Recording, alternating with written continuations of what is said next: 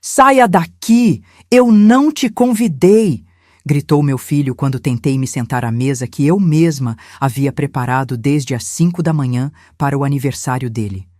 Mas aquela era a minha casa. Levantei-me devagar, caminhei até a porta e fiz algo que deixou todos os convidados em choque.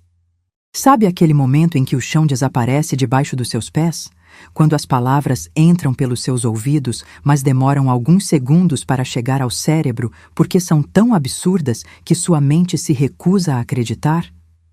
Foi exatamente isso que senti naquela noite de sábado, 23 de março. Eu estava ali, em pé, com o avental ainda amarrado na cintura. Aquele avental florido que uso há 15 anos, manchado de molho de tomate e gordura de tanto cozinhar. Minhas mãos tremiam segurando o prato de porcelana branca. O mesmo jogo que ganhei no meu casamento e que guardei com tanto carinho por 42 anos. O cheiro do pernil assado ainda perfumava toda a sala. Balões dourados flutuavam no teto. 30 pessoas me olhavam com aquela expressão que fica entre a pena e o constrangimento. E meu filho, meu único filho, Bernardo, aquele menino que carreguei no colo, que embalei durante noites de febre, que vi se formar engenheiro, estava ali, vermelho de raiva, apontando o dedo na minha direção como se eu fosse uma intrusa, uma estranha na minha própria casa. Mãe, a senhora não entende? Esse lugar já está reservado. A voz dele cortou o silêncio que havia tomado conta da sala. Priscila, minha nora, estava ao lado dele com aquele sorriso discreto, quase invisível, mas que eu conhecia bem. Era o sorriso de quem estava vencendo uma guerra que eu nem sabia que existia. Olhei para a mesa da minha sala de jantar. Aquela mesa de madeira maciça que comprei, parcelada em 12 vezes quando Bernardo tinha 8 anos. A toalha bordada era minha, os pratos eram meus. Os talheres de prata que pertenceram à minha mãe estavam todos ali, reluzindo sob a luz do lustre. Até o lustre era meu, e eu não tinha lugar naquela mesa. Senti meu peito apertar. Não era só a humilhação. Era algo mais profundo, mais doloroso. Era a sensação de que tudo pelo qual eu havia lutado, cada manhã acordando às 5 para costurar, cada centavo economizado, cada sonho que engoli para realizar os sonhos dele, tinha se transformado em nada. Menos que nada. Em estorvo. Mas sabe o que é mais engraçado? Naquele exato momento, enquanto todos esperavam que eu saísse chorando, derrotada, humilhada, algo dentro de mim acordou. Uma voz que eu não ouvia há muito tempo. A voz da Marta, de 25 anos, aquela que não se curvava, aquela que não tinha medo. E essa voz me disse uma coisa muito clara. Levanta a cabeça e mostra para eles quem realmente manda aqui. Respirei fundo. Coloquei o prato devagar sobre o aparador. Tirei o avental com calma, dobrando-o em 4 partes como sempre faço. E caminhei até a porta, sentindo o peso de 67 anos nas costas, mas também sentindo algo novo. A certeza de que aquela noite não terminaria como eles esperavam. Antes de sair, parei. Virei-me. Olhei para cada rosto naquela sala. Os amigos do Bernardo, os colegas de trabalho, a família da Priscila, e disse apenas 6 palavras que ficariam ecoando por meses. Aproveitem a festa, aproveitem bem. E saí. Mas o que ninguém ali sabia, nem mesmo o meu filho, nem aquela mulher que ele chamava de esposa, é que eu não estava fugindo. Eu estava me preparando para a guerra.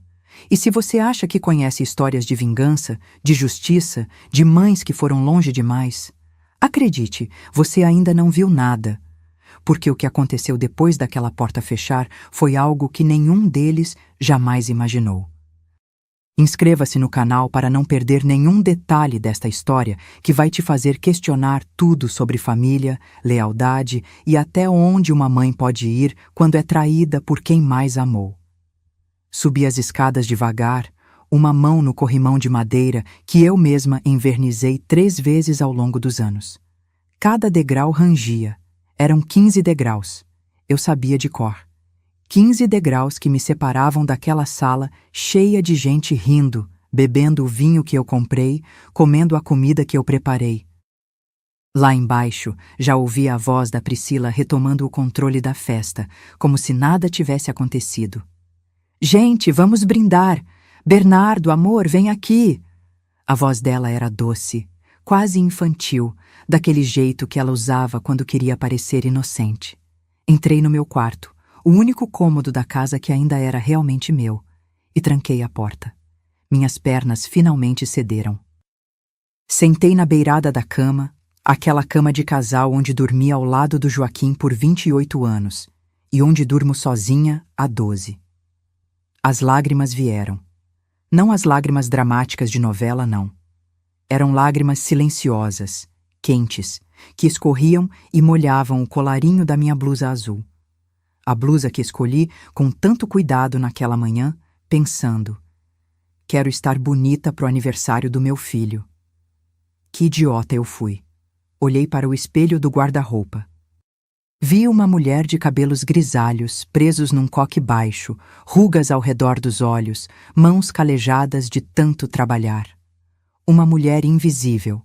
Uma mulher que havia se tornado um fantasma na própria casa. Foi quando meu olhar caiu sobre a cômoda antiga, aquela de mogno escuro que pertenceu à minha avó.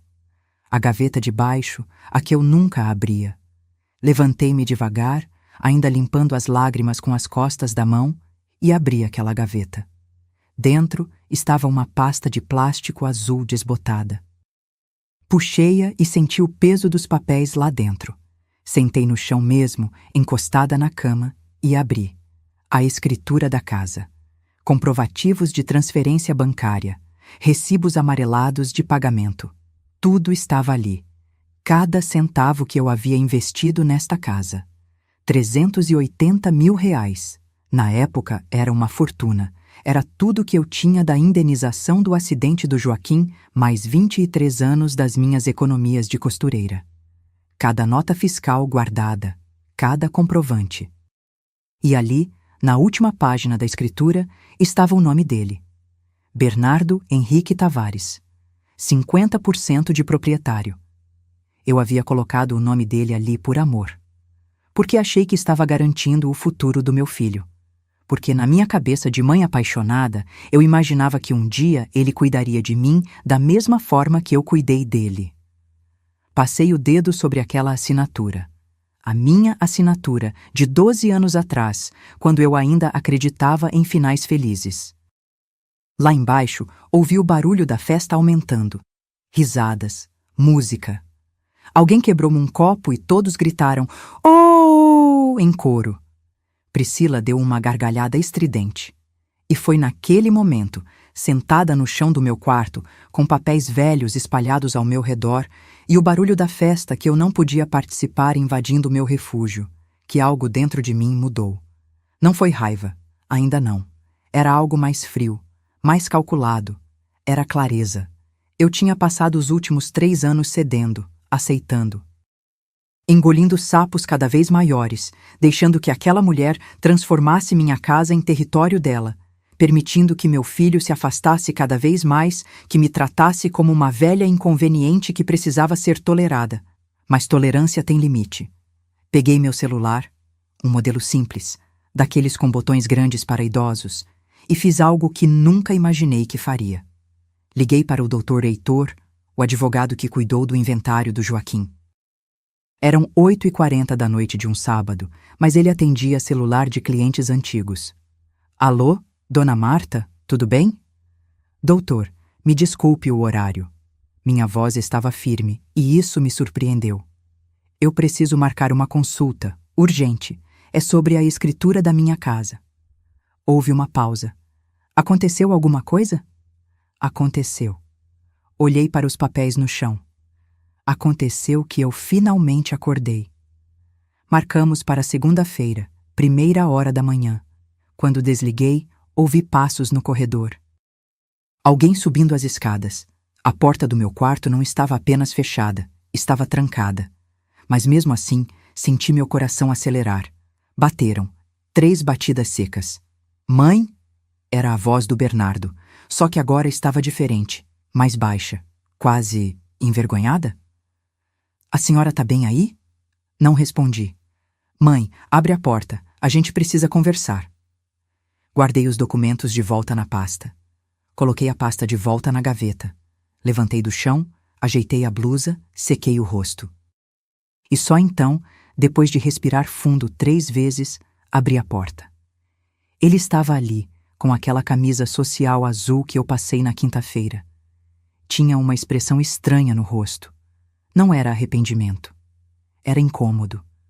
Como se minha presença ali, naquele estado, estivesse atrapalhando a festa perfeita dele. Quer descer? Tem bolo agora. Ele falou como quem faz um favor. Olhei nos olhos dele. Aqueles olhos castanhos que costumavam me olhar com admiração quando ele era criança. Não, obrigada. Já jantei. Menti. Meu estômago estava vazio desde o meio-dia. Mãe, não fica assim. A Priscila já pediu desculpas. Pediu? Arqueei a sobrancelha. Pra mim, não. Ele desviou o olhar. É que, você sabe como é. Ela estava nervosa com a festa, queria que tudo saísse perfeito. E eu atrapalho a perfeição, é isso? Eu não disse isso. Mas ele também não negou. Segurei a maçaneta da porta. Bernardo, pode voltar para sua festa. Eu estou bem. Ótima, na verdade. E fechei a porta. Devagar. Com controle. Ouvi os passos dele se afastando, hesitantes no início, depois mais rápidos, quase aliviados. Voltei para a cama. Não deitei. Fiquei sentada, olhando para a gaveta fechada da cômoda.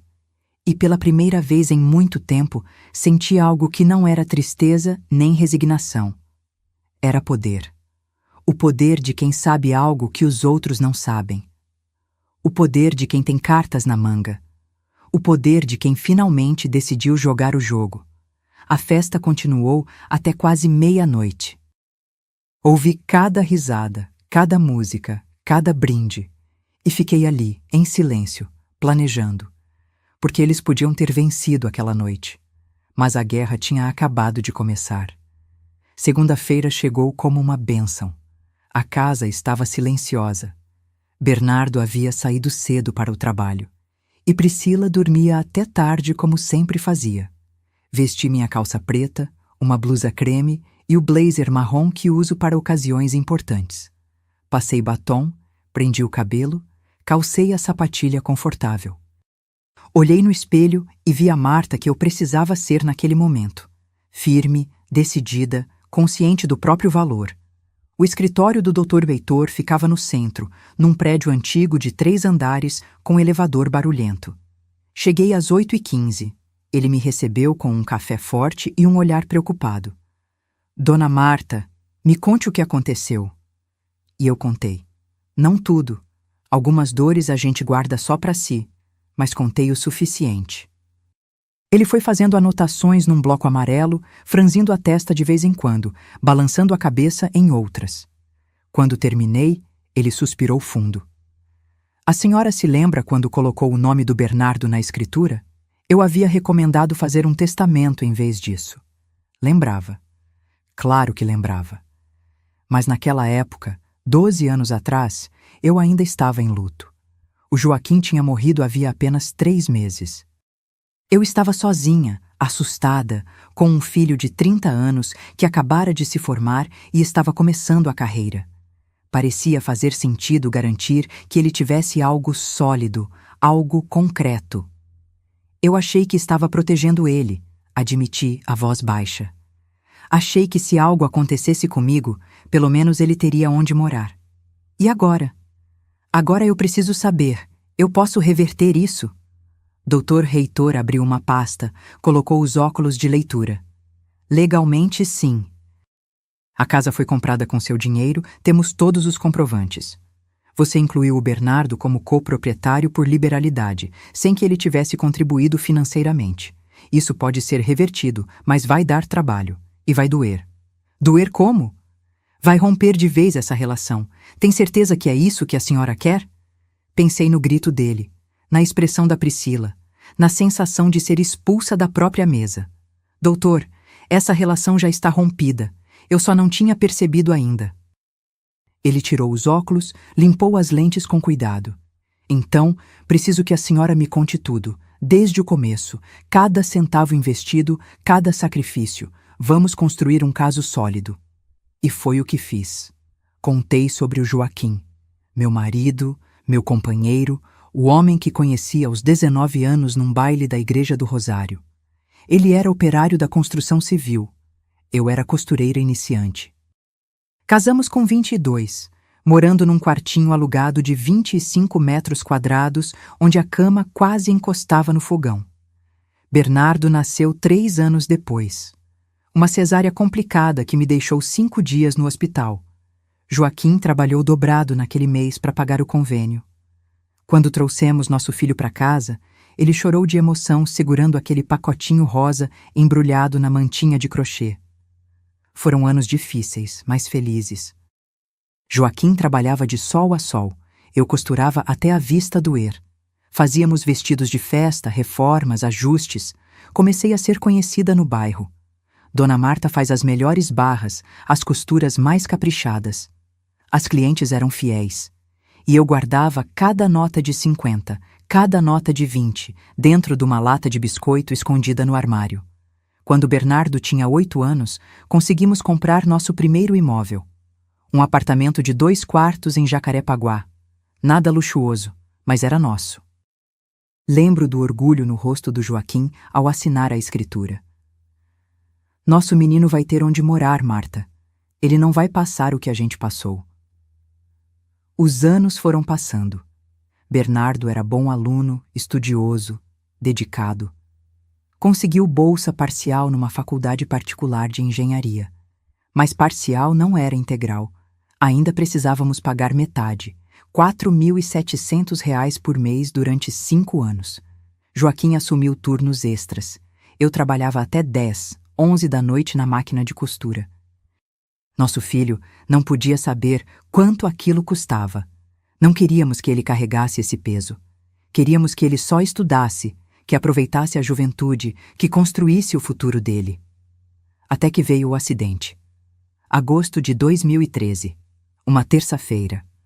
Joaquim estava trabalhando numa obra de 15 andares em Barra da Tijuca. Problema no andaime. 3 homens caíram. 2 sobreviveram. Joaquim não teve a mesma sorte. O doutor Heitor me ouviu em silêncio. Quando cheguei nessa parte, minha voz falhou. Ele empurrou a caixa de lenços de papel na minha direção. A construtora pagou a indenização depois de 1 ano de processo. Foram R$ 450 mil. Parecia muito dinheiro, mas não devolvia o Joaquim. Não enchia o vazio da casa. Não aquecia o outro lado da cama. Peguei um lenço, assoei o nariz, continuei. Bernardo estava no 3º ano da faculdade. Pensei em desistir, em pedir para ele trancar e trabalhar. Mas ele implorou. Mãe, deixa eu terminar. É o sonho do pai. E como eu ia negar? Então, paguei. Cada semestre, cada mensalidade, até o fim. R$ 95 mil no total, ao longo de 3 anos. Bernardo se formou com honras, conseguiu emprego bom numa empresa de construção civil. Ironia do destino. Com o que sobrou da indenização e mais as minhas economias, comprei a casa onde moramos hoje. Um sobrado de 3 quartos em Madureira, com quintal pequeno e garagem. R$ 380 mil em 2015. Coloquei o nome do Bernardo junto com o meu porque achei que era o certo, porque ele era meu único filho, porque pensei, se eu morrer amanhã, pelo menos ele está protegido. Dr. Heitor anotava tudo, pedindo comprovantes, organizando documentos. E quando ele conheceu a Priscila? Meu estômago embrulhou só de falar o nome dela. 4 anos atrás, numa festa de trabalho. Ela era estagiária do setor administrativo, 8 anos mais nova que ele. Bonita, não vou mentir, mas tinha algo no olhar dela que me incomodava desde o primeiro dia. O quê? Calculismo. Sabe quando você olha para uma pessoa e sente que ela está medindo tudo? Quanto vale, quanto custa, o que ela pode ganhar com aquilo? Era assim, mas o Bernardo estava encantado, apaixonado, e quem era eu para falar contra? Eles casaram rápido, 6 meses de namoro, e já estavam no altar da igreja de Santo Antônio. Cerimônia pequena, só família e amigos próximos. Eu paguei o vestido da noiva. 12.000 reais num ateliê chique que a Priscila escolheu. E ainda ajudei com a festa. Mais 28.000 reais. A senhora tem os comprovantes disso? Tenho tudo, doutor. Eu guardo tudo. Porque essa sempre foi minha natureza. Guardar, preservar, proteger. Cada nota fiscal, cada recibo, cada comprovante de transferência. Está tudo lá, naquela gaveta da cômoda de mogno. Doutor Reitor fechou o bloco, tirou os óculos, me olhou com seriedade. Dona Marta, a senhora construiu essa vida sozinha, pagou essa casa sozinha, sustentou essa família sozinha e agora está sendo tratada como intrusa. Isso não tá certo. Eu sei. Minhas mãos tremiam, mas a voz estava firme. Por isso eu tô aqui. Porque cansei de ser pisada, cansei de ser invisível, e se eu preciso provar meu valor com papéis e contratos, então que seja. Ele abriu um sorriso triste. Vamos fazer justiça. Mas prepare-se, vai ficar feio. Já está feio, doutor. Já está feio há muito tempo. Eu só estava fingindo que não via. Saí daquele escritório com uma pasta cheia de documentos para providenciar e um prazo, 15 dias para reunir tudo. 15 dias para montar minha defesa. 15 dias antes de soltar a bomba. E enquanto eu descia no elevador barulhento, olhando meu reflexo no espelho arranhado, pensei: Joaquim, onde você estiver, me dá forças, porque eu vou precisar de cada grama de coragem que existe em mim. A guerra tinha começado. E dessa vez eu não ia perder.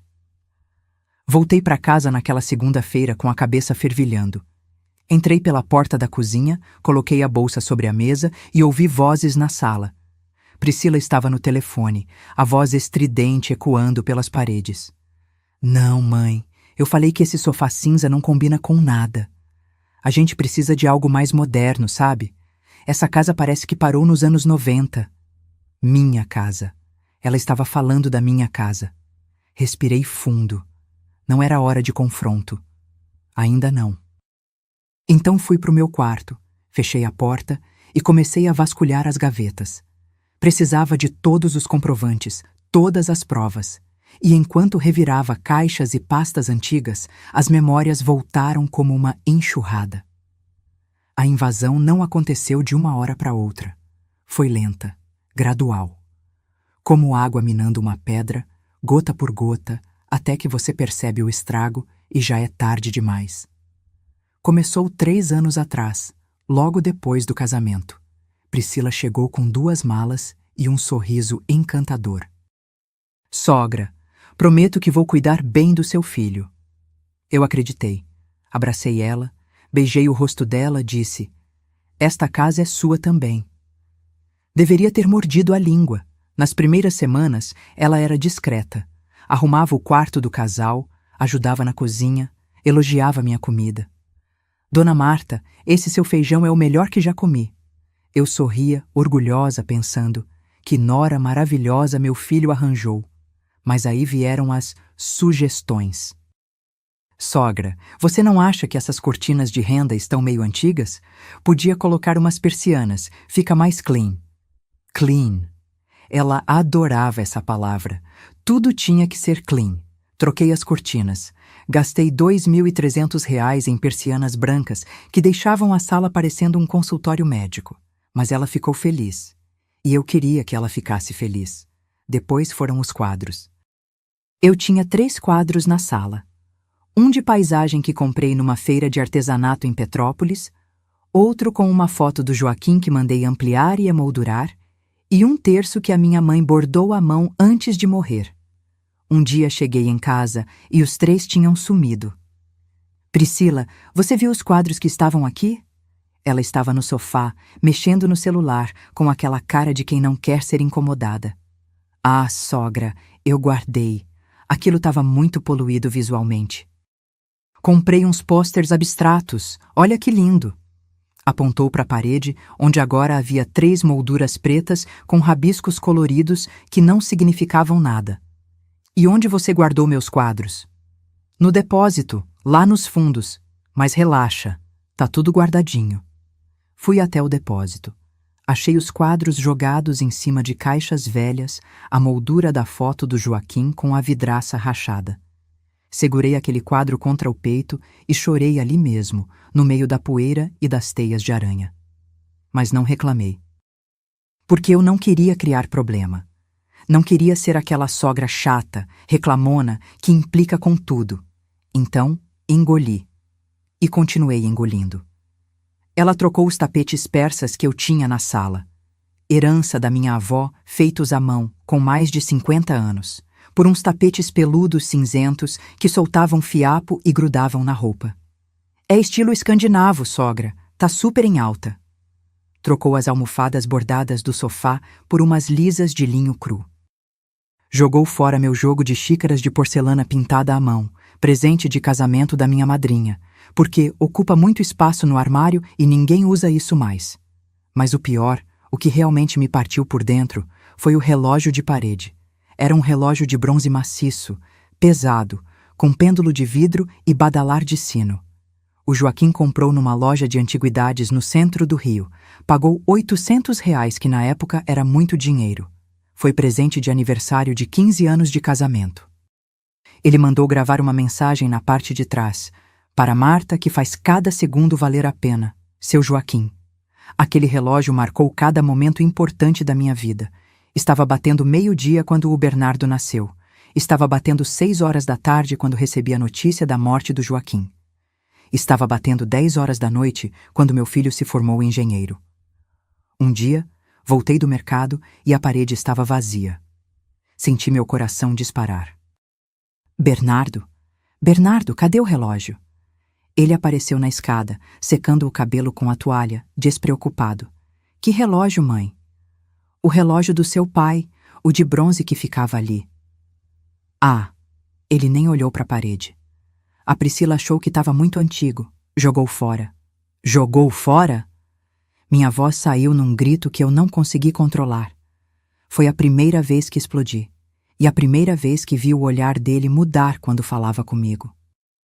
Era um olhar impaciente, irritado, como se eu estivesse exagerando. Mãe, pelo amor de Deus, é só um relógio velho. A gente compra outro. Não era só um relógio, era do seu pai. Meu pai morreu faz 12 anos. A gente precisa seguir em frente. Seguir em frente. Como se memória fosse peso morto. Como se amor fosse algo descartável. Corri até a área de serviço. Vasculhei o lixo. Nada. Corri até a rua. O caminhão já tinha passado. Voltei para dentro da casa e chorei durante 2 horas trancada no banheiro, com a torneira aberta para ninguém me ouvir. Priscila nunca pediu desculpas. Nem ao menos fingiu arrependimento. Mas a invasão não parou. Ela convenceu o Bernardo a transformar meu ateliê de costura, aquele quartinho nos fundos onde eu costurei durante 30 anos, em home office. Sogra, você quase não costura mais mesmo, né? E o Bernardo precisa de um espaço para trabalhar em casa. Verdade que eu tinha diminuído os trabalhos de costura.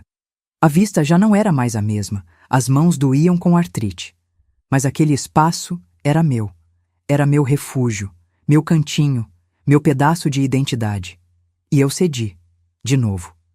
Eles tiraram minha máquina de costura Singer antiga, as araras de roupas, as caixas de linhas organizadas por cor.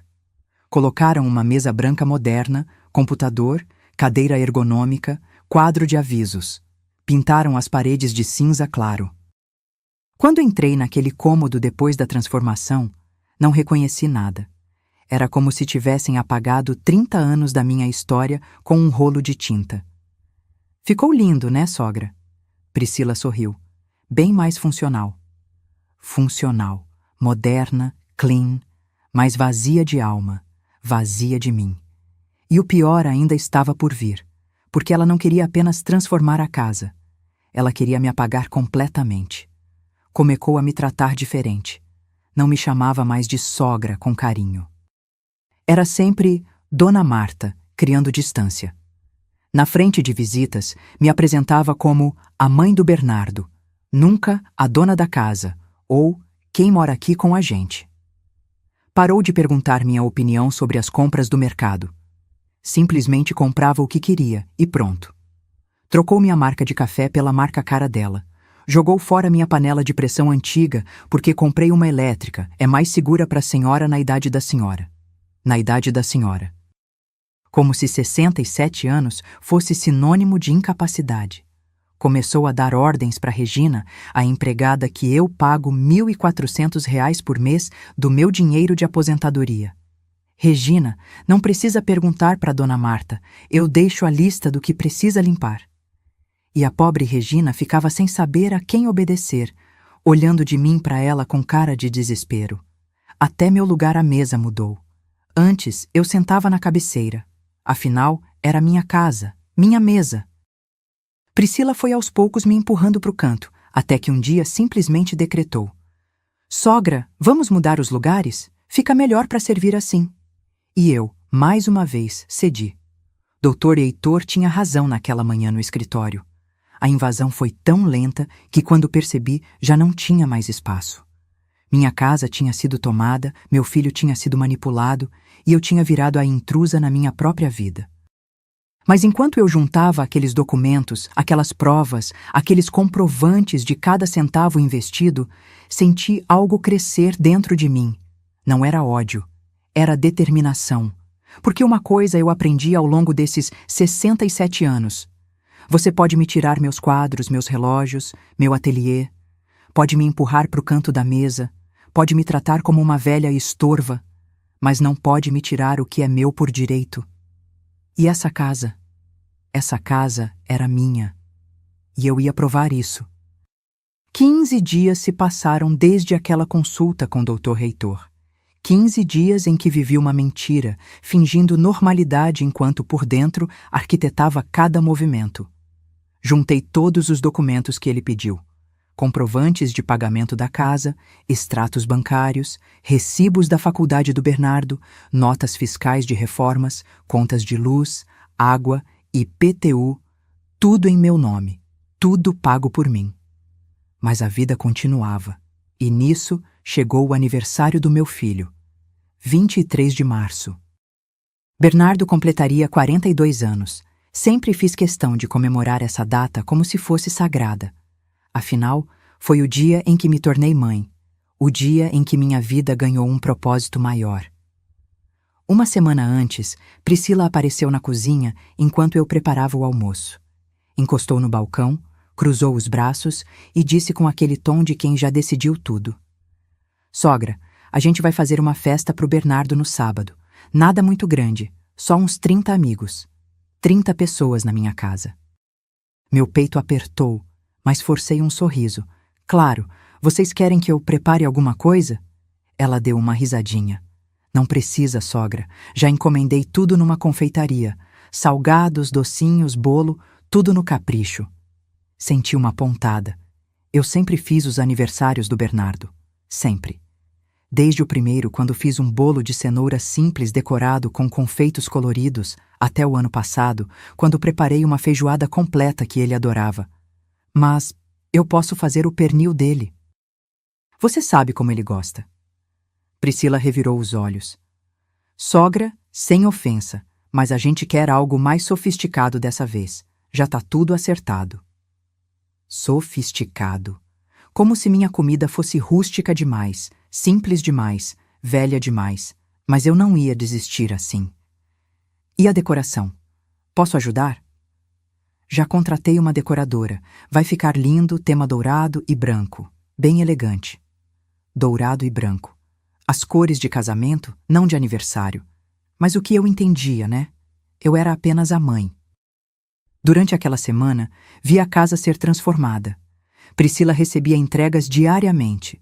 Cadeiras alugadas, mesas dobráveis, arranjos de flores, caixas de louças descartáveis, as chiques, de plástico duro que imitam porcelana.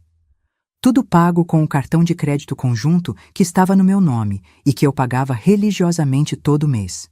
Cheguei a perguntar: "Quanto tá custando tudo isso?" "Não se preocupa, sogra, tá tudo sob controle." Mas eu me preocupava. Porque controle para ela significava gastar sem limite e deixar a conta para mim. Chegou o sábado. Acordei às 5 da manhã. Não porque me pediram, mas porque não conseguia ficar de braços cruzados. Era o aniversário do meu filho e eu ia fazer algo, nem que fosse contrapor a vontade dela. Desci para a cozinha no escuro, acendi apenas a luz do fogão. Tirei da geladeira o pernil que tinha deixado marinando desde a noite anterior. Alho socado, pimenta do reino, louro, cerveja preta, mostarda e mel. A receita que o Joaquim adorava e que ensinei para o Bernardo quando ele tinha 10 anos. Embrulhei o pernil em papel alumínio, coloquei no forno baixo. 6 horas de cozimento lento. Enquanto assava, preparei a farofa. Bacon em cubinhos, cebola dourada, cenoura ralada, salsinha, ovos cozidos picados. O cheiro foi tomando conta da cozinha, subindo pelas escadas, enchendo cada cômodo. Às 7, ouvi passos. Priscila apareceu de camisola, com cara de sono e irritação. Que cheiro é esse? Bom dia. Fiz o pernil pro Bernardo. Ela bufou. Sogra, eu falei que não precisava. Já encomendei tudo. Eu sei, mas isso é tradição, e tradição não se quebra. Vi o maxilar dela travar, mas não discutiu. Apenas pegou um copo de água e subiu de volta, batendo os pés na escada. Passei o dia inteiro preparando. Além do pernil, fiz arroz com amêndoas, vinagrete fresco, molho de pimenta caseiro, pudim de leite condensado. A sobremesa preferida do Bernardo desde criança. Arrumei tudo em travessas bonitas, as de porcelana branca com detalhes azuis que ganhei da minha mãe. Às 3 da tarde, começaram a chegar as entregas da confeitaria. Caixas e caixas de salgados finos, docinhos franceses, tortas, quiches. Priscila recebia tudo com sorrisos, conferindo cada item. Quando viu minhas travessas na cozinha, franziu a testa, mas não disse nada. Às 5, cheguei a subir para o meu quarto para me arrumar. Escolhi uma blusa azul marinho que o Bernardo me deu 2 aniversários atrás. Calça social preta, sapato baixo confortável. Passei batom cor-de-rosa, prendi o cabelo num coque baixo, coloquei o colar de pérolas que era da minha avó. Olhei no espelho e pensei, você é a mãe dele, você tem lugar nessa festa. Desci às 6. A casa estava transformada. Balões dourados flutuavam no teto, arranjos de flores brancas decoravam cada canto. Uma mesa comprida havia sido montada na sala, com toalha branca e guardanapos dourados. Até contrataram um DJ que estava montando equipamento no canto. Os convidados começaram a chegar às 7. Casais bem vestidos, perfumados, com presentes embrulhados em papéis sofisticados. Reconheci alguns amigos antigos do Bernardo, mas a maioria era gente que eu nunca tinha visto, colegas de trabalho dele e da Priscila, amigos novos desse mundo moderno que eu não fazia parte. Fiquei na cozinha, observando. Regina, a empregada, corria de um lado para o outro servindo bebidas. Priscila circulava entre os convidados como anfitriã perfeita, apresentando a casa, minha casa, como se fosse projeto dela. Essa sala a gente reformou completamente. Antes era muito antiguinha, sabe? Antiquinha. Minha sala, minha vida.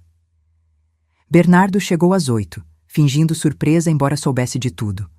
Todos cantaram parabéns, ele apagou as velas do bolo de 3 andares coberto de glacê branco e detalhes dourados.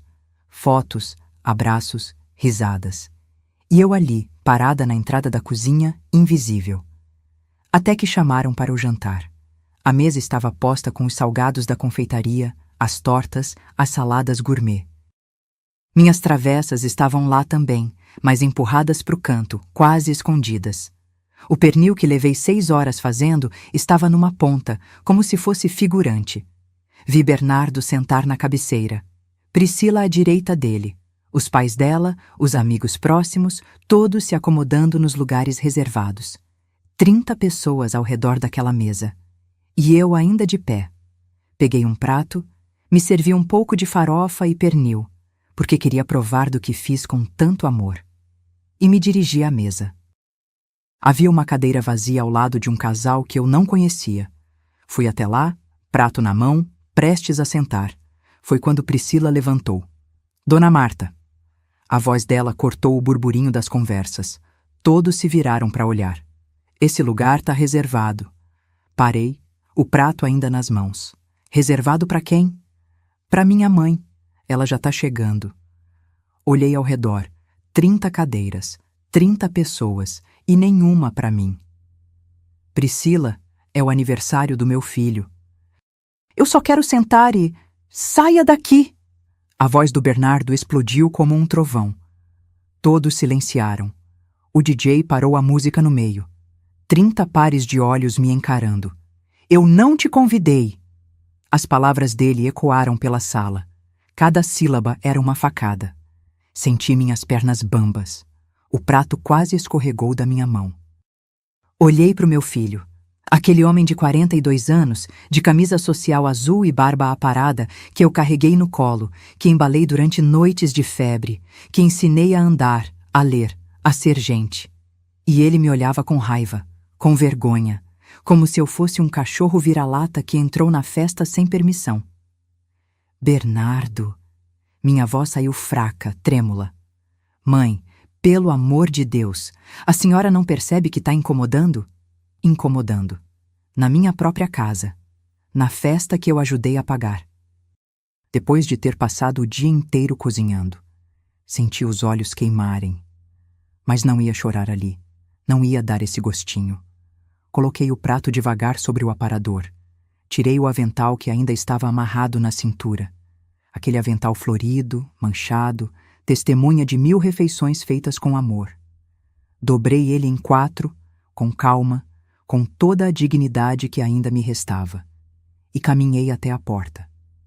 30 pessoas em silêncio absoluto. Alguns desviavam o olhar, envergonhados. Outros cochichavam. Vi uma senhora idosa balançar a cabeça em reprovação, mas não sei se era para mim ou para o meu filho. Antes de subir a escada, parei, virei, olhei para cada rosto naquela sala e disse as únicas 6 palavras que consegui. Aproveitem a festa. Aproveitem bem. Subi aqueles 15 degraus com as costas retas, a cabeça erguida. Entrei no meu quarto, tranquei a porta. E só então, só quando tinha certeza de que ninguém podia me ver, desabei. Chorei como não chorava desde o funeral do Joaquim. Chorei pelos anos perdidos, pela ingratidão, pela humilhação, por ter sido expulsa da minha própria vida. Mas no meio daquelas lágrimas, uma voz dentro de mim sussurrou: chega. E dessa vez, eu escutei. Passei o domingo inteiro trancada no quarto. Ouvi quando os últimos convidados foram embora, as gargalhadas se apagando, o portão batendo. Ouvi Regina limpando a bagunça, o barulho de pratos sendo empilhados, cadeiras sendo arrastadas. Ouvi Priscila reclamando que seus pés doíam de tanto salto alto. Ninguém bateu na minha porta para perguntar se eu estava bem. Segunda-feira, amanheceu nublada. Bernardo saiu cedo para o trabalho sem dizer tchau. Priscila dormiu até tarde, como sempre. Às 10 da manhã, vesti uma roupa simples e saí sem avisar ninguém. Peguei o ônibus até o centro. Desci na Praça 15 e caminhei 3 quarteirões até o cartório de registro de imóveis. Precisava regularizar o IPTU atrasado. Priscila tinha esquecido de pagar os últimos 2 meses, mesmo eu tendo dado o dinheiro a ela. A moça do guichê era jovem, cabelo preso, óculos de grau. Bom dia. Em que posso ajudar? Preciso pagar o IPTU da minha casa. Tá atrasado. Passei o endereço. Ela digitou no computador, franzindo a testa. A senhora é Marta Cecília Tavares, proprietária. Ela olhou para a tela, depois para mim, depois para a tela de novo. A senhora tem um documento? Mostrei minha identidade e a escritura que sempre carrego na bolsa. Mania antiga, mas que me salvou naquele dia. Ela conferiu tudo, digitou mais um pouco e soltou uma frase que mudou minha vida. Dona Marta, a senhora sabia que tem um processo de transferência de propriedade em andamento? Meu coração gelou. Como assim? Alguém deu entrada para tirar seu nome da escritura e passar o imóvel integralmente para o nome de Bernardo Henrique Tavares e Priscila Andrade Tavares. O chão sumiu debaixo dos meus pés. Segurei na beirada do balcão para não cair. Quando? Há 2 meses, dia 27 de janeiro. 2 meses. Enquanto eu cozinhava, limpava, pagava contas, cedia espaço. Enquanto eu fingia que tudo estava bem. Eles estavam nas minhas costas tentando me roubar. E tá andando esse processo? Não. Tá parado porque falta a assinatura da senhora. Sem isso não tem como completar a transferência. Respirei fundo. Pelo menos isso. Eu posso ter uma cópia desse pedido? Posso imprimir, mas vai custar R$ 15. Pode imprimir tudo. Esperei 10 minutos que pareceram 10 horas. Quando ela me entregou o maço de papéis, vi formulários preenchidos, reconhecimento de firma do Bernardo, declarações falsas dizendo que eu havia concordado verbalmente com a transferência. Tudo assinado por ele e por ela. Meus filhos. Ou melhor, meu filho e aquela víbora. Paguei o IPTU atrasado com meu cartão, mais R$ 270 de juros. Saí daquele cartório com as pernas bambas e a cabeça girando. Precisava de ar. Sentei num banco da praça, em frente à Igreja da Candelária. Pombos bicavam migalhas no chão. Um vendedor ambulante oferecia água de coco. Tudo seguia normal no mundo, enquanto o meu desabava. Peguei o celular. Liguei para o Dr. Heitor. Doutor, preciso vê-lo hoje, agora. Dona Marta, aconteceu algo? Descobri que eles tentaram me tirar da escritura da casa. Houve um silêncio pesado. Chego lá em meia hora. Pode me esperar no escritório? Cheguei antes dele. Subi aqueles 3 andares de escada porque não conseguia ficar parada no elevador. Quando ele chegou, eu já estava sentada na recepção, segurando os papéis do cartório com tanta força que amassaram nas bordas. Entramos na sala dele. Ele leu tudo com atenção, a expressão ficando cada vez mais grave. Quando terminou, tirou os óculos e esfregou o rosto. Dona Marta, isso é tentativa de apropriação indébita. Eles falsificaram uma concordância sua. Se tivessem conseguido, a senhora estaria na rua. Mas eles não conseguiram. Não, mas tentaram. E vão tentar de novo. Ele abriu uma gaveta, pegou um gravador digital pequeno. A senhora tem celular? Tenho. Então, a partir de agora, grave tudo. Toda conversa suspeita, toda discussão, toda menção a dinheiro, casa, transferência, tudo. A gente precisa de provas. Voltei para casa às 3 da tarde. Priscila estava na sala vendo TV, comendo pipoca, pintando as unhas de vermelho. Nem olhou quando entrei. Oi, sogra. Já almoçou? Já. Menti. Meu estômago revirava só de pensar em comida. Subi para o meu quarto e esperei. Às 7, Bernardo chegou. Ouvi a voz dele cumprimentando Priscila, o barulho da bolsa sendo jogada no sofá, a geladeira abrindo. Fiquei deitada na cama, de olhos abertos, com o celular na mão. Às 8h30, ouvi passos no corredor. Vozes abafadas vindo do quarto deles, que ficava ao lado do meu. Encostei a orelha na parede. Nada. As paredes eram grossas demais. Levantei da cama. Abri a porta do quarto devagar, sem fazer barulho. O corredor estava escuro. A porta deles estava entreaberta. Priscila sempre reclamava de calor e deixava aberta para circular ar. Cheguei perto. Meu coração batia tão forte que tive medo de que eles ouvissem. Peguei o celular, abri o aplicativo de gravação, apertei o botão vermelho e encostei o aparelho na fresta da porta. A voz da Priscila estava irritada. Bernardo, eu não aguento mais. Sua mãe é um peso morto nessa casa. Priscila, não fala assim. Não fala assim nada. Ela fica se metendo, fica dando palpite, fica existindo. A gente precisa dessa escritura limpa, amor. Sem ela no meio. Eu sei, mas o processo parou por causa da assinatura dela. Então convence ela a assinar. Fala que é para facilitar o inventário quando ela morrer, sei lá. Inventa alguma coisa. Inventar. Mentir. Manipular a velha idiota. Minha mão tremia segurando o celular, mas não parei de gravar. E por que a gente precisa tanto dessa escritura mesmo? A voz do Bernardo soava cansada. Por que a gente tá devendo R$ 87 mil em cartão, Bernardo? Priscila explodiu. 87 mil, mais o carro que custa 12.300 por mês e a gente não consegue mais pagar.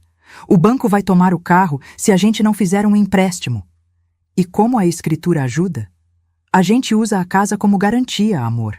Consegue um empréstimo de 420 mil. Paga tudo, sobra dinheiro, e a gente finalmente respira. Mas é a casa da minha mãe. Era da sua mãe, agora é nossa.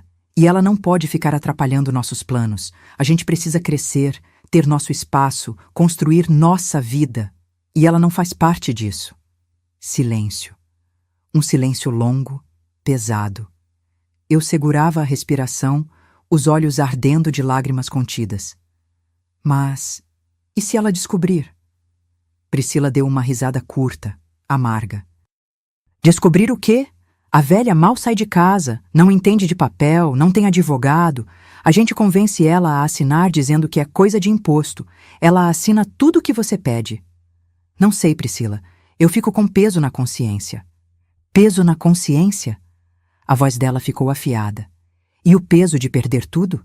De ter o nome sujo? De voltar a morar em apartamento alugado? Porque é isso que vai acontecer se a gente não resolver. Você escolhe. Sua mãe ou nosso futuro? Outro silêncio. E então ouvi a voz do meu filho, baixa, derrotada, mas clara. Tá bom, amanhã eu converso com ela. Meu mundo desabou de novo, mas dessa vez não de surpresa, de confirmação. Voltei para o meu quarto em silêncio, tranquei a porta, sentei na cama e ouvi aquela gravação 3 vezes, só para ter certeza de que não era pesadelo. 87 mil reais de dívida, 12.300 de carro, empréstimo de 420 mil usando minha casa como garantia. E meu filho, meu único filho, que eu criei sozinha, que paguei faculdade, que dei teto e comida, havia escolhido, e não tinha me escolhido. Peguei o celular, mandei o áudio para o Dr. Heitor pelo WhatsApp, com uma mensagem curta. Doutor, tenho as provas que precisávamos. Preciso que o senhor acelere tudo. Não tenho mais tempo a perder. Ele respondeu em 2 minutos. Recebido. Amanhã às 8h no escritório. Vamos dar o troco. Deitei naquela cama, olhando para o teto. Lá fora, ouvia Priscila e Bernardo voltando à rotina, como se nada tivessem dito. Televisão ligada. Risadas, normalidade. Mas nada mais seria normal. Porque a guerra tinha mudado de patamar. E agora eu tinha munição. Acordei terça-feira com uma clareza que não sentia há anos. Não era raiva. Raiva é quente, impulsiva, cega. O que eu sentia era frio, calculado, preciso. Era justiça. Vesti minha melhor roupa, a calça social cinza, a blusa branca de botões, o blazer preto que uso para ocasiões importantes. Passei batom, prendi o cabelo, calcei sapato fechado, olhei no espelho e vi uma mulher diferente daquela que tinha sido humilhada no sábado. Desci às 7 da manhã. Bernardo já tinha saído para o trabalho, covarde, fugindo antes da conversa que Priscila tinha mandado ele ter comigo. Ela ainda dormia, claro. Deixei um bilhete na geladeira. Saí para resolver uns assuntos. Volto à tarde. Peguei o ônibus para o centro. Cheguei no escritório do Dr. Heitor 5 minutos antes das 8. Ele já estava lá, com café passado e uma pasta grossa sobre a mesa. Dona Marta. Ele apertou minha mão com firmeza. Ouvi a gravação. 5 vezes. E a gente tem eles na palma da mão. Ele abriu a pasta. Mas preciso que a senhora entenda. O que vamos fazer agora não tem volta. Uma vez que começar, vai doer. Para eles e para a senhora. Doutor, já doeu demais. Agora é hora de parar de sentir e começar a agir. Ele sorriu. Um sorriso triste, mas orgulhoso. Então vamos ao plano. Passamos 2 horas naquele escritório. Dr. Heitor tinha tudo mapeado com a precisão de um engenheiro. E o melhor, tinha descoberto coisas que nem eu sabia. Primeira informação. A casa foi comprada exclusivamente com seu dinheiro. 380 mil reais comprovados. O Bernardo entrou na escritura como doação sua, sem contrapartida financeira. Isso significa que legalmente a senhora pode revogar essa doação. Pode? Pode. Existem 3 motivos legais para revogar uma doação. ingratidão grave do donatário, necessidade do doador ou descumprimento de encargo. No caso da senhora, temos ingratidão grave comprovada. Ele bateu na mesa onde estava a gravação. Tentativa de apropriação indébita, humilhação pública, abandono afetivo. Senti um nó na garganta. Abandono afetivo. Era isso. Meu filho tinha me abandonado sem sair de casa. Segunda informação. Fiz uma pesquisa sobre as dívidas deles.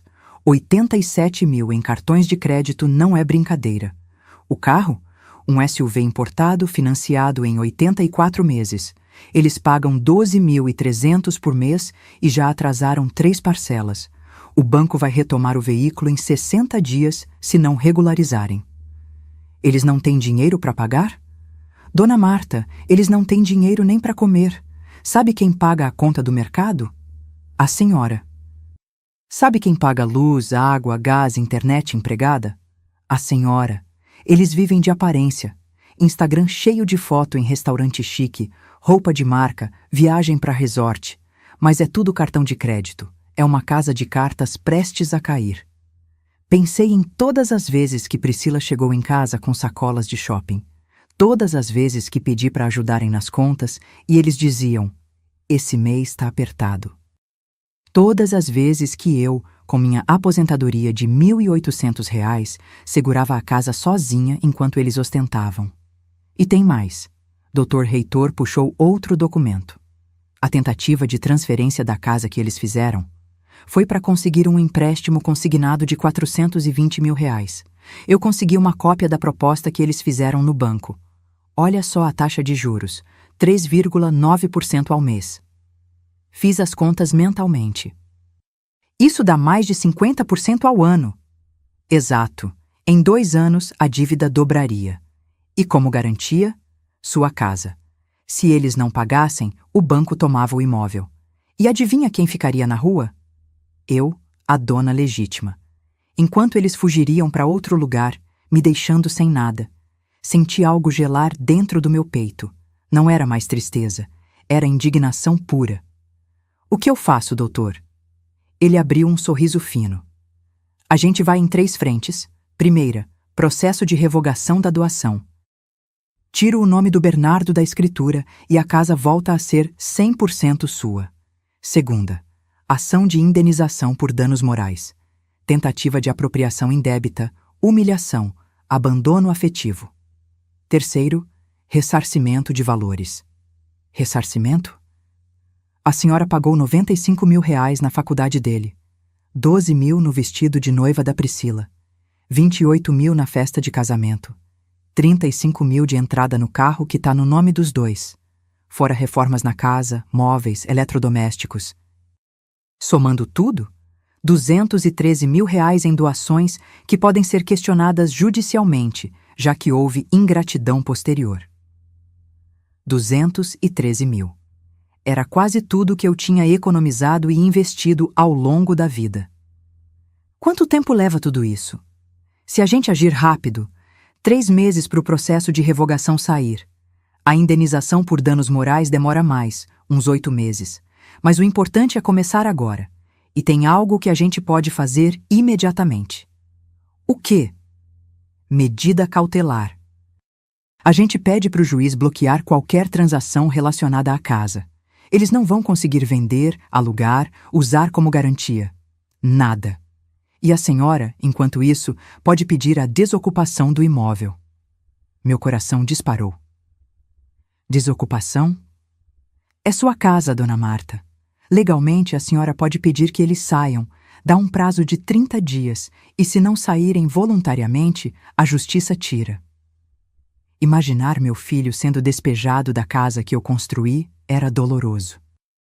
Mas imaginar eu sendo roubada e jogada na rua era pior. Quanto vai custar tudo isso?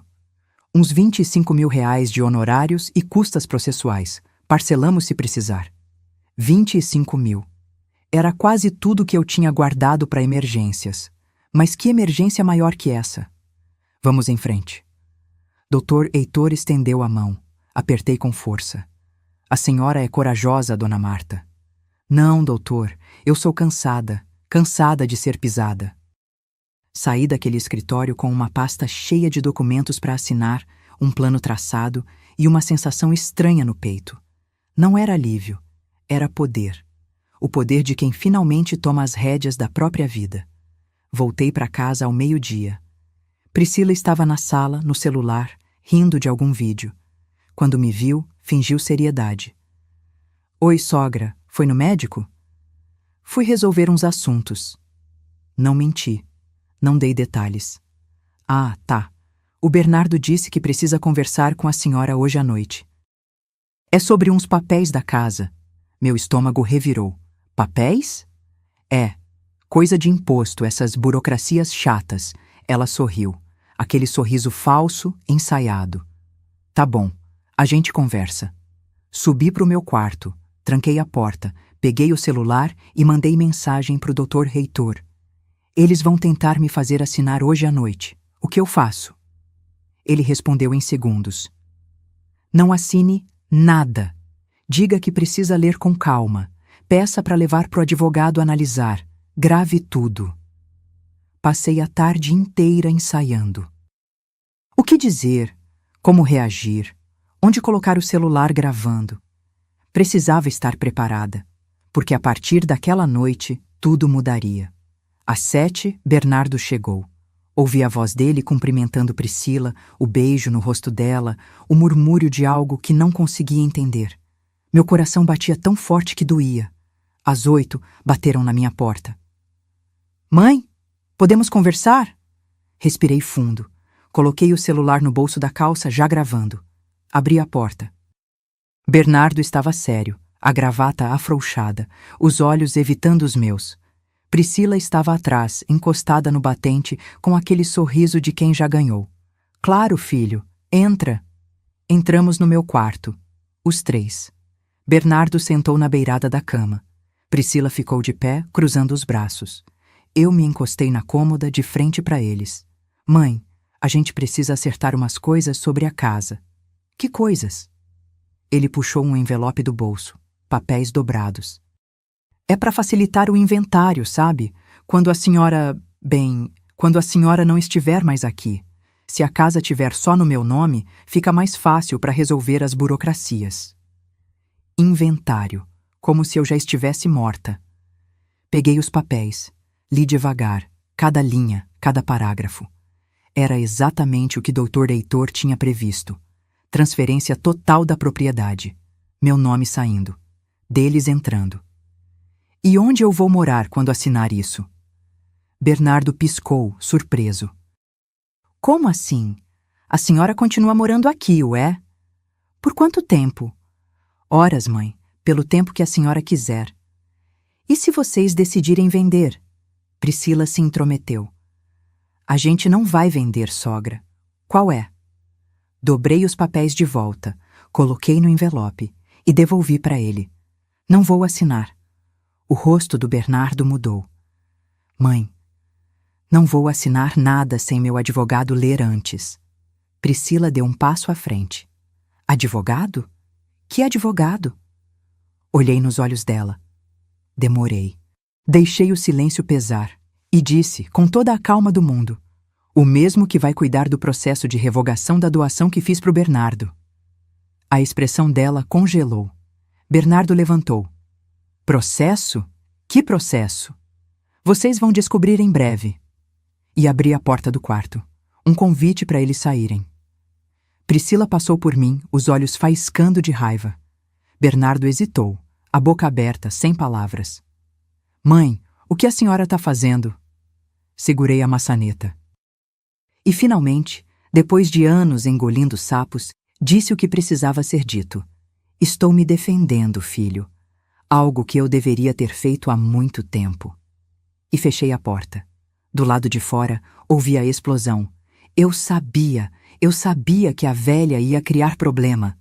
Mas não importava mais, porque o jogo tinha mudado. E dessa vez, eu tinha as cartas vencedoras.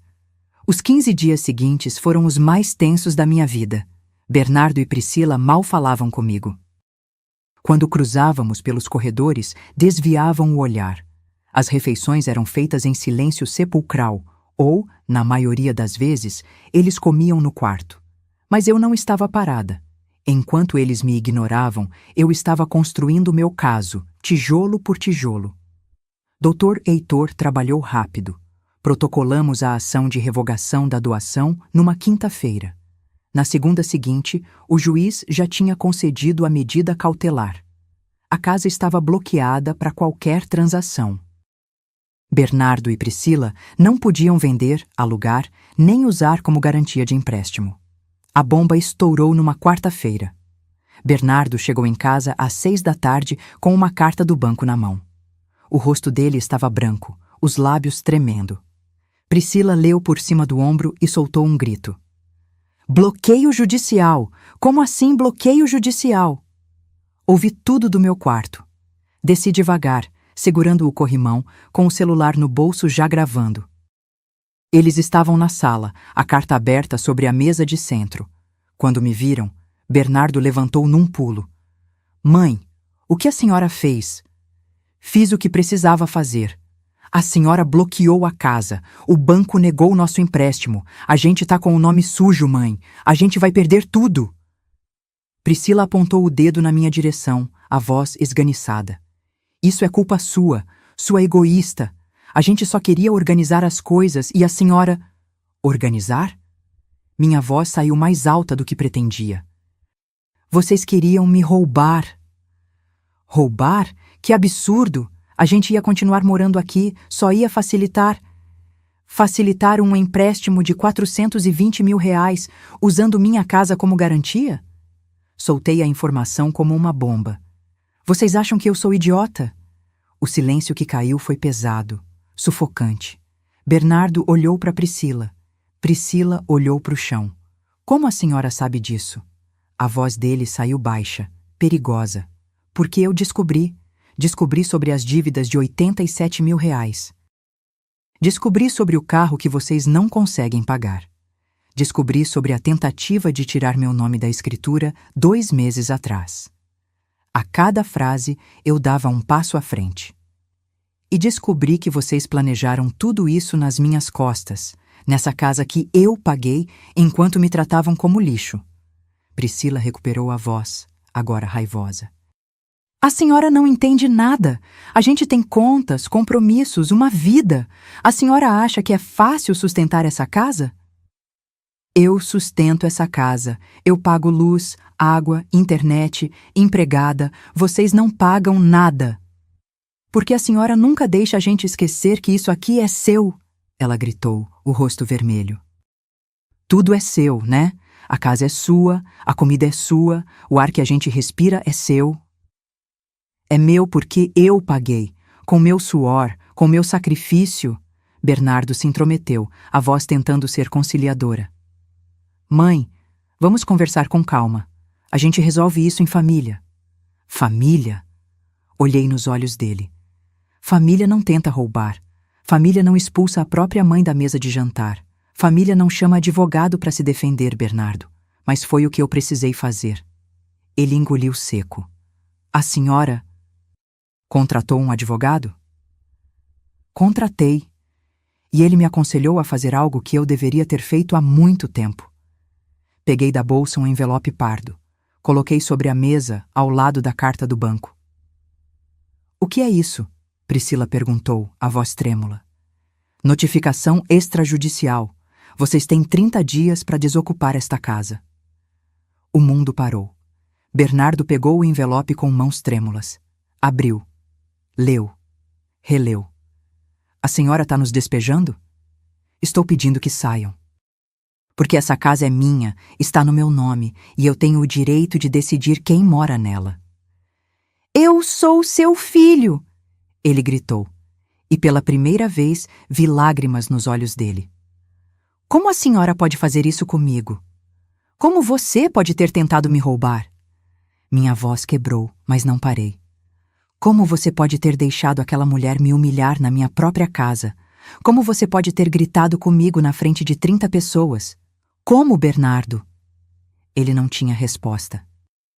Apenas olhava para mim, o envelope na mão, como se estivesse vendo uma estranha. Priscila entrou em pânico. A gente não tem para onde ir. A senhora quer ver a gente na rua? Vocês têm 2 salários.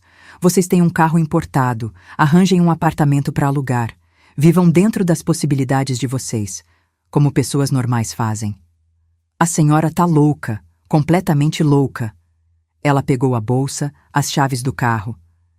Bernardo, eu não vou ficar aqui ouvindo isso. E saiu, batendo a porta com tanta força que o quadro da parede tremeu. Fiquei sozinha com meu filho. Ele sentou no sofá, a cabeça entre as mãos. Parecia ter envelhecido 10 anos em 10 minutos. Mãe! A voz dele saiu quebrada. A gente pode conversar? Só nós 2? Sentei na poltrona em frente. Deixei o silêncio pesar. Eu sei que errei. Ele olhou para mim, os olhos vermelhos. Eu sei que a Priscila foi longe demais. Eu sei que eu fui longe demais. Mas a senhora não pode fazer isso. A senhora não pode me jogar fora assim. Bernardo, você me jogou fora primeiro, quando colocou o nome dela na tentativa de transferência, quando gritou comigo na festa, quando parou de me ver como mãe e começou a me ver como obstáculo. Eu nunca deixei de te amar, mãe. Amor não é só palavra, filho. Amor é atitude, e suas atitudes me machucaram mais do que qualquer soco poderia machucar. Ele ficou em silêncio, absorvendo. Se eu terminar com a Priscila, se eu mandar ela embora, a senhora desiste disso? Olhei para ele. Meu filho, meu único filho, o menino que carreguei, embalei, criei. E vi nele não o menino que foi, mas o homem que ele escolheu ser. Bernardo, isso não é sobre ela, é sobre você, sobre suas escolhas, sobre você ter tentado me tirar da escritura, sabendo que eu ia ficar sem nada, sobre você ter me humilhado. Não dá para consertar isso terminando um namoro. Isso é quem você é agora. Ele respirou fundo. Quando falou de novo, a voz estava diferente, mais fria. Então a senhora escolheu a casa. Não, eu escolhi minha dignidade. Você que escolheu a casa quando tentou tirá-la de mim. Levantei, peguei minha bolsa e antes de subir para meu quarto me virei mais uma vez. 30 dias, Bernardo. É o que a lei me obriga a dar. Depois disso, se não saírem voluntariamente, o oficial de justiça vai fazer vocês saírem. E aí vai ser muito pior. Subi aqueles 15 degraus pela última vez, sentindo o peso do mundo nas costas. Mas quando fechei a porta do meu quarto, quando me olhei no espelho, vi algo que não via há anos. Vi uma mulher forte, uma mulher que lutou, uma mulher que não desistiu de si mesma. E pela primeira vez em muito tempo, me senti orgulhosa de quem eu era.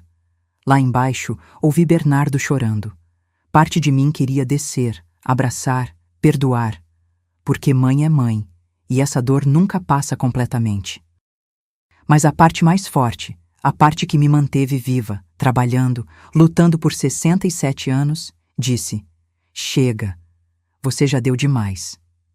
E pela primeira vez na vida, eu escutei. Os 30 dias se arrastaram como 30 anos. Bernardo e Priscila se movimentavam pela casa como fantasmas raivosos. Ela não me dirigia a palavra. Ele tentava, às vezes, uma conversa aqui, um olhar ali, mas eu mantinha distância. Precisava, porque qualquer fraqueza agora seria usada contra mim. No 10º dia, eles contrataram um advogado. Recebi uma notificação tentando contestar a desocupação, alegando que Bernardo era coproprietário.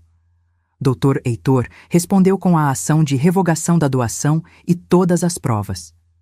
2 dias depois, o advogado deles desistiu do caso.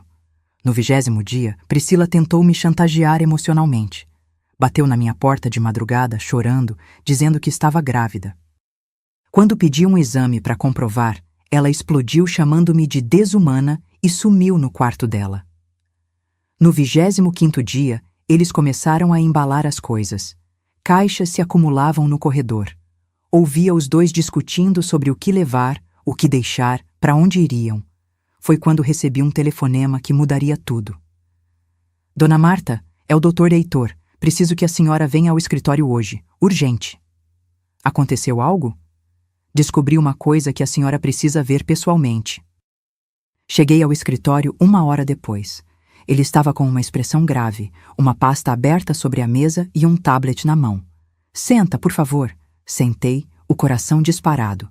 Dona Marta, continuei investigando as finanças do Bernardo e da Priscila e descobri algo delicado. O quê? Ele girou o tablet na minha direção. Era uma foto. Priscila num restaurante chique, abraçada com um homem. Não era meu filho. Quem é esse? Leonardo Farias. Empresário, dono de 3 lojas de material de construção. Casado, 2 filhos. Dr. Heitor passou o dedo na tela, mostrando mais fotos. Priscila e o homem entrando num hotel. Priscila dentro de um carro luxuoso que não era o deles. Eles se encontram há pelo menos 8 meses. Senti o estômago embrulhar. Meu filho sabe? Duvido. Ela é cuidadosa, mas tem mais. Ele puxou outro documento. Lembra daquela tentativa de transferência da casa? Descobri que quem sugeriu foi o Leonardo. Ele tem experiência em conseguir empréstimos, usando imóveis como garantia. Já fez isso 3 vezes com outras propriedades. Ele estava usando ela para conseguir dinheiro? Ou ela estava usando ele, ou os dois estavam usando o Bernardo. De qualquer forma, esse esquema todo não começou com o seu filho. Ele foi manipulado do início ao fim. Olhei para as fotos de novo. Priscila sorrindo, feliz, abraçada em outro homem enquanto meu filho trabalhava para sustentar as mentiras dela. O Bernardo precisa saber disso. A senhora tem certeza? Vai destruir ele? Pensei na humilhação que passei, no grito dele, na tentativa de roubo. Ele precisa saber a verdade, mesmo que doa. Dr. Heitor imprimiu tudo. Fotos, extratos de cartão de crédito mostrando gastos em hotéis e restaurantes nos horários em que Bernardo estava trabalhando, mensagens que ele conseguiu via processo judicial. Montamos um dossiê completo. Quando a senhora vai mostrar para ele? Olhei o calendário na parede. Hoje. Faltam 5 dias para o prazo acabar. Ele merece saber antes de sair da minha casa. Voltei para casa ao meio-dia. O carro deles estava na garagem. Era sábado, estavam os 2 em casa. Subi direto para o meu quarto, tranquei a porta e esperei. Às 6 da tarde, ouvi movimento na cozinha. Desci. Bernardo estava sozinho, preparando um sanduíche. Quando me viu, congelou. Oi, mãe. Oi, a Priscila tá em casa? Tá, no quarto mexendo no celular. Ele falou com um cansaço que nunca tinha visto nele. Preciso falar com você. Sozinho. Ele hesitou. Sobre o quê? Sobre a verdade. Fomos para a sala. Sentei no sofá, ele na poltrona. Coloquei a pasta sobre a mesa de centro. Antes de você sair dessa casa, antes de tudo terminar, eu preciso te mostrar uma coisa. Não porque eu quero te machucar, mas porque você merece saber. Saber o quê? Abri a pasta. Coloquei as fotos na mesa, uma por uma. Vi o rosto dele mudando de confuso para chocado, de chocado para destruído. Isso é mentira. Photoshop, alguma coisa. Não é. Tem data, hora, local, tudo comprovado. Passei os extratos bancários. Olha aqui. Restaurante Esplanada, dia 15 de fevereiro, 4 da tarde. Ela disse que ia no dentista, lembra? Ele pegou o papel, as mãos tremendo. Hotel Plaza, dia 8 de março, 2 horas da tarde. Ela disse que ia almoçar com a mãe. Chega! A voz dele saiu rouca. Chega, mãe. Eu entendi. Entendeu o quê? Que ela te traiu? Que ela tá te usando?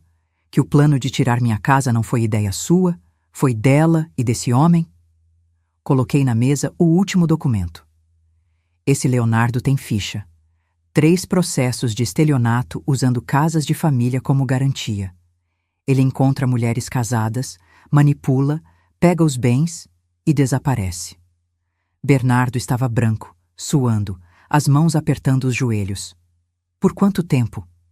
Pelo menos 8 meses. Ele fechou os olhos. Uma lágrima escorreu. Eu sou um idiota. Você é um homem que foi manipulado por ela e por causa dela você quase perdeu sua mãe. Ele olhou para mim. e pela primeira vez em meses realmente me olhou. Não como obstáculo, não como problema. Como o filho olha para a mãe. Eu ferrei tudo, né? Ferrou. Tem conserto? Respirei fundo. Não sei, Bernardo. Machucou demais, mas pelo menos agora você sabe a verdade. Nesse momento, ouvimos passos na escada. Priscila desceu, ainda de pijama, bocejando. Quando viu os papéis espalhados na mesa, o rosto dela perdeu toda a cor. O que é isso? Bernardo levantou devagar, pegou uma das fotos, mostrou para ela. Você vai me dizer o que é isso? Ela olhou, engoliu seco, tentou sorrir. Amor, eu posso explicar. Explica! Ele gritou de um jeito que nunca tinha gritado na vida. É um amigo. Só um amigo. A gente estava conversando sobre negócios. Que negócios, Priscila? Que negócios uma desempregada tem com um empresário casado? Ele jogou o resto das fotos na direção dela. 8 meses. 8 meses tu estava me traindo e eu não sabia de nada. Ela recuou, tentando pegar as fotos, esconder. Não é o que você está pensando, não? Então me explica o hotel, me explica os restaurantes. Me explica por que esse cara tá pagando tuas contas enquanto eu tô afundado em dívida. Ele não paga nada. Isso é mentira da tua mãe. Ela inventou tudo para separar a gente. Bernardo riu. Uma risada amarga, sem humor. Inventou? Tem foto, tem data, tem extrato de banco. Ela falsificou, ela quer acabar com a gente. Levantei do sofá. Caminhei até ela e disse com toda a calma do mundo. Priscila, você já acabou com vocês sozinha. Eu só trouxe a verdade à tona. Ela me encarou com ódio puro. Você é uma velha amarga que não suporta ver o filho feliz. Feliz? Bernardo explodiu de novo. Feliz afundado em dívida? Feliz sendo corno? Feliz quase perdendo minha mãe por tua causa? Eu não tenho culpa se sua mãe é uma egoísta que não larga dessa casa. Essa casa é dela! Sempre foi, e você sabia. Você me manipulou para tentar roubar. Priscila respirava acelerado, os olhos brilhando de raiva. Sabe de uma coisa? Eu cansei. Cansei de fingir que gosto de você. Cansei de fingir que esse casamento presta. Cansei de fingir que sua família vale alguma coisa. O silêncio foi brutal. Bernardo deu um passo para trás, como se tivesse levado um soco. Priscila continuou, agora sem filtro, descarregando anos de mentira. Você acha que eu casei contigo por amor? Eu casei pela casa, pela estabilidade. Pensei que fosse fácil empurrar a velha pro canto e ficar com tudo, mas ela é teimosa demais. Sai da minha frente. A voz do Bernardo saiu baixa, perigosa. Ou o quê? Você vai fazer o quê? Sai da minha frente antes que eu faça algo que vou me arrepender. Ela pegou a bolsa, as chaves. Eu vou sair, sim, mas não vou voltar. Pode ficar com sua casa, com sua mãe, com sua vida medíocre. Eu mereço mais que isso. E saiu, batendo a porta tão forte que o trinco quase quebrou.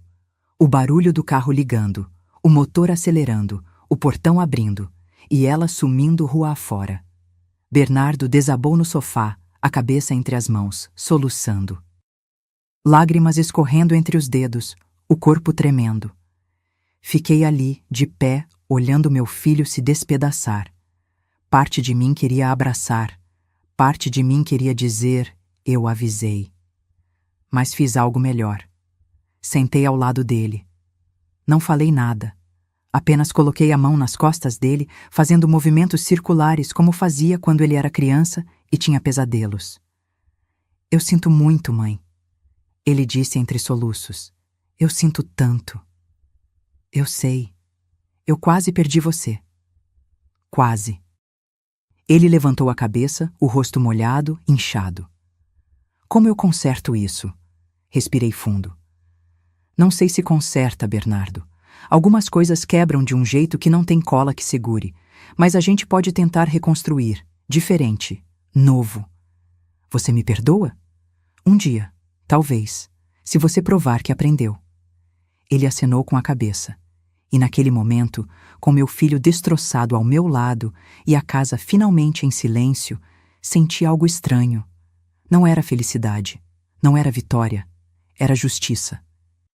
Justiça pela humilhação, pelo desrespeito, pela dor. A verdade tinha vindo à tona, e a verdade, mesmo dolorosa, sempre liberta. Acordo com o sol entrando pela janela do meu quarto. São 7 da manhã de um sábado de setembro e pela primeira vez em anos acordo sem aquele peso no peito. Sem medo. Sem tensão. A casa está em silêncio, mas é um silêncio diferente. Não é o silêncio pesado de quem evita conversas. É o silêncio de paz. Levanto, calço o chinelo, vou até a cozinha. Preparo o café no bule esmaltado que a minha mãe me deu há 40 anos, aquele que a Priscila queria jogar fora porque era antigo demais. Agora ele está de volta ao seu lugar de honra, sobre o fogão. Olho ao redor. A casa está diferente. Ainda é a mesma estrutura, as mesmas paredes. Mas parece outra, porque agora ela respira. As cortinas de renda estão de volta na sala. O relógio de bronze? Encontrei um idêntico num antiquário de Petrópolis.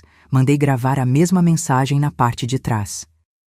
Ele marca 8 horas da manhã agora, com seu badalar suave que enche a casa de memória. Os quadros voltaram para as paredes. A foto do Joaquim, com moldura nova. A paisagem de Petrópolis. O terço bordado pela minha mãe. E adicionei um quarto. Uma foto minha e do Bernardo quando ele tinha 5 anos, no colo do pai. Os 3 sorrindo na pracinha do bairro. Meu ateliê foi reconstruído. A máquina Singer está de volta, oleada, funcionando perfeitamente. As caixas de linha organizadas por cor nas prateleiras que mandei fazer. E tem clientes. 3 vestidos de festa encomendados para esse mês, 2 reformas de calça, um vestido de madrinha. Ganho entre R$3.200 e R$4.500 por mês agora. Não é fortuna, mas é meu. É fruto do meu trabalho. Termino o café, pego a xícara de porcelana pintada à mão, aquelas que a Priscila jogou fora e que recomprei num antiquário pelo dobro do preço, mas que valeu cada centavo. Sento na varanda dos fundos, olhando o quintal. Plantei rosas, vermelhas, brancas, amarelas, estão começando a florescer. Também coloquei vasos de manjericão, alecrim, hortelã. O cheiro perfuma toda a área quando o vento sopra. É nesse momento que ouço o portão. Passos conhecidos no corredor lateral. Ele aparece na varanda, com 2 sacolas do mercado nas mãos. Bom dia, mãe. Bom dia, filho. Bernardo coloca as sacolas sobre a mesa de plástico branca. Trouxe tudo da lista. E comprei aquele café que a senhora gosta, o mais caro, porque a senhora merece. Sorrio. Um sorriso pequeno, mas genuíno. Obrigada. Ele se senta na cadeira ao meu lado. Ficamos em silêncio por alguns minutos, só olhando o jardim, ouvindo os pássaros. Foi assim que reconstruímos. Aos poucos. Tijolo por tijolo. Sem pressa. Deixa eu voltar 6 meses no tempo para contar como chegamos até aqui. Depois que Priscila saiu naquela noite, ela nunca mais voltou. No dia seguinte, mandou um caminhão de mudança buscar as coisas dela. Bernardo ficou parado na sala, vendo os móveis que ela escolheu, as roupas dela, os sapatos, tudo sendo embalado e levado embora. Quando o caminhão partiu, ele olhou para mim e disse: Mãe, eu preciso sair também. Não porque a senhora está me expulsando, mas porque eu preciso aprender a viver sozinho, a crescer, a entender o que eu fiz. E saiu. Alugou um apartamento pequeno em Madureira mesmo, a 6 quarteirões daqui. 800 metros quadrados, um quarto, sala e cozinha. R$1.800 de aluguel que ele paga do próprio bolso. As dívidas, ele assumiu todas. Os R$87 mil dos cartões ele parcelou e paga R$600 por mês durante anos. O carro? Devolveu para o banco. Agora anda de ônibus como gente normal. E sabe o que ele me disse? Mãe, eu tô livre, livre de fingir ser o que não sou. Priscila sumiu. Ouvi pelos vizinhos que ela foi morar com o tal Leonardo. 2 meses depois, ele largou a esposa e assumiu ela publicamente. Mas o casamento dele desmoronou, o negócio foi à falência por causa dos processos e ouvi dizer que agora ela trabalha como vendedora numa loja de roupas no shopping. Não sinto pena, não sinto raiva, não sinto nada. Ela é passado. O processo de revogação da doação foi concluído em 3 meses. A casa voltou a estar 100% no meu nome. Bernardo assinou todos os papéis sem questionar. É seu, mãe. Sempre foi. A ação de indenização por danos morais demorou 5 meses. O juiz reconheceu a tentativa de apropriação indébita, a humilhação, o abandono afetivo. Condenou Bernardo e Priscila a me pagarem, solidariamente, R$52 mil. Priscila nunca pagou. Entrou com recurso atrás de recurso, mas vai perder. O advogado dela desistiu por falta de pagamento. Bernardo? Ele me procurou 1 semana depois da sentença. Mãe, eu não tenho 52 mil, mas eu vou pagar. R$200 por mês. Vai levar 20 anos, mas eu vou pagar cada centavo. Olhei para ele. Meu filho. Paguei a faculdade dele, o casamento, a entrada do carro. Paguei tanto. E agora ele me oferecia R$200 por mês durante 20 anos para pagar uma dívida que nem dinheiro cobre. Bernardo, fica com teu dinheiro. Paga tuas contas. Mãe, eu preciso fazer isso. Preciso me redimir, pensei, e fiz uma proposta. Então não me paga em dinheiro, me paga em presença. Vem aqui todo sábado. Traz compras do mercado. Conserta o que quebrar na casa. Me faz companhia. Me mostra que você aprendeu. Ele aceitou. E cumpre. Todo sábado, às 7:30 da manhã, ele está aqui. Às vezes traz flores. Às vezes traz pão quentinho da padaria. Sempre traz abraço. Voltando ao presente. Olho para o meu filho ao meu lado, tomando café numa xícara simples, vestido com roupa casual, sem ostentação. Ele emagreceu, o rosto ficou mais maduro. Mas os olhos, esses olhos castanhos que costumavam brilhar quando ele era criança, estão voltando aos poucos. Como está o trabalho? Pergunto. Bem, consegui uma promoção. Vou coordenar uma obra em Jacarepaguá. Aumento de R$800. Que bom, filho. Mãe, ele hesita. Posso te perguntar uma coisa? Pode. Você me perdoou? Olho para ele. De verdade. Demoro a responder porque essa pergunta merece uma resposta honesta. Perdoar não é esquecer, Bernardo. Eu não esqueço o grito. Não esqueço a humilhação. Não esqueço a tentativa de roubo. Mas eu entendo que você foi manipulado. Entendo que você errou e vejo que você está tentando consertar. Então tem esperança?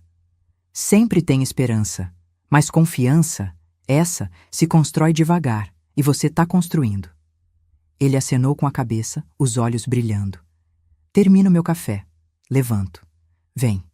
Quero te mostrar uma coisa. Entramos na casa. Vou até o ateliê. Sobre a mesa de corte tem um tecido azul marinho estendido. Tô fazendo um terno para um cliente. Casamento da filha dele. Bernardo passa a mão no tecido. Ficou bonito, mãe. Aprendi tudo de novo. A vista já não é a mesma, mas comprei óculos de grau especial. As mãos doem, mas faço alongamento. E tô feliz. Feliz fazendo o que sempre amei.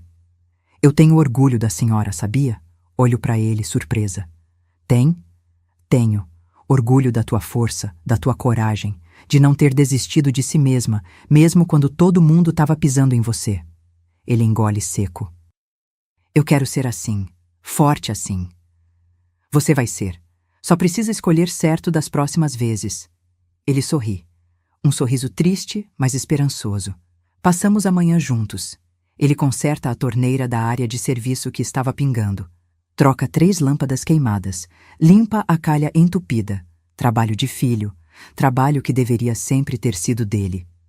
Na hora do almoço, preparo macarrão com molho de tomate caseiro e almôndegas, a receita que ele adorava quando criança. Comemos juntos na mesa da cozinha, não na sala de jantar, não naquela mesa de tantas memórias ruins.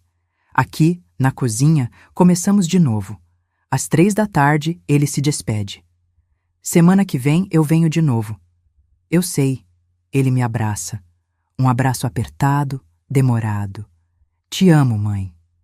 Eu também te amo, filho. E é verdade, porque amor de mãe não acaba. Machuca, decepciona, quebra, mas não acaba. Quando ele vai embora, volto para a varanda. O sol está começando a baixar, pintando o céu de laranja e rosa. As rosas do jardim balançam com a brisa. Pego meu celular, abro as fotos. Tem uma que tirei semana passada. Eu na frente da máquina de costura, sorrindo, segurando um vestido verde que terminei de fazer. Foi a cliente que pediu para tirar. Dona Marta, a senhora precisa registrar isso. Olho para aquela mulher na foto. Cabelos grisalhos soltos nos ombros, rugas ao redor dos olhos, óculos de grau, mãos calejadas, mas sorrindo de verdade, e penso em tudo o que passei. Na humilhação, na traição, na dor, mas também penso na vitória. Em ter recuperado minha casa, minha dignidade, minha vida. Penso no Joaquim. Se ele estivesse aqui, o que diria? Marta, eu sempre soube que você era forte, mais forte do que imaginava. Fecho os olhos. Sinto o vento no rosto e sussurro. Joaquim, eu consegui. Caí, mas levantei. Fui pisada, mas reagi. E agora, finalmente, eu tô em paz. Às vezes me perguntam, valeu a pena? Valeu a pena brigar com o filho? Valeu a pena todo esse sofrimento? E eu respondo, valeu. Porque eu aprendi algo fundamental nesses 67 anos de vida. Amor não é aceitar tudo. Amor não é se anular. Amor não é permitir que pisem em você só porque são família. Amor verdadeiro exige respeito, exige limites, exige que você se valorize o suficiente para não aceitar migalhas. Passei décadas confundindo submissão com amor, confundindo sacrifício com devoção. Achando que ser mãe era engolir qualquer dor, qualquer humilhação, qualquer desrespeito. Mas naquela noite, quando me levantei daquela mesa, a mesa que eu preparei, na casa que eu paguei, no aniversário do filho que eu criei, alguma coisa dentro de mim acordou.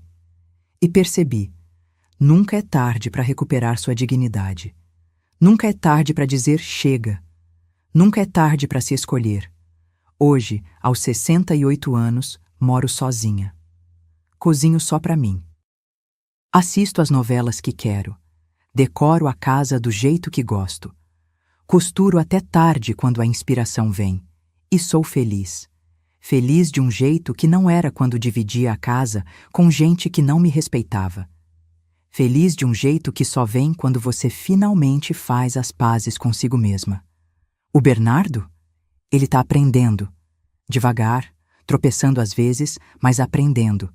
E quem sabe um dia a gente consiga reconstruir o que foi quebrado. Não igual, mas novo, mais forte, mais verdadeiro. E se não conseguir, eu vou ficar bem. Porque agora eu sei que minha felicidade não depende de ninguém além de mim mesma. O sol se põe completamente. Acendo a luz da varanda. Pego meu caderno de anotações. Comecei a escrever, registrar histórias, memórias. Quem sabe um dia publico. Quem sabe ajuda alguém que está passando pelo que passei. E escrevo a última linha do dia. Levantei-me devagar, caminhei até a porta e fiz algo que deixou todos em choque. Escolhi a mim mesma. E essa foi a melhor decisão da minha vida. Fecho o caderno, sorrio e agradeço. Agradeço pela força, pela coragem, por ter sobrevivido, por estar aqui, viva, inteira, livre. Se esta história tocou seu coração, se você já passou por algo parecido ou conhece alguém que está passando, deixe seu comentário aqui embaixo contando de onde você nos assiste. Sua história importa, sua dor importa e principalmente sua coragem importa, porque nunca é tarde demais para se escolher. Inscreva-se no canal, ative o sininho e compartilhe essa história com quem precisa ouvir que é possível recomeçar, que é possível se levantar, que é possível, sim, recuperar a dignidade. Até a próxima história. E lembre-se, você é mais forte do que imagina. Fim.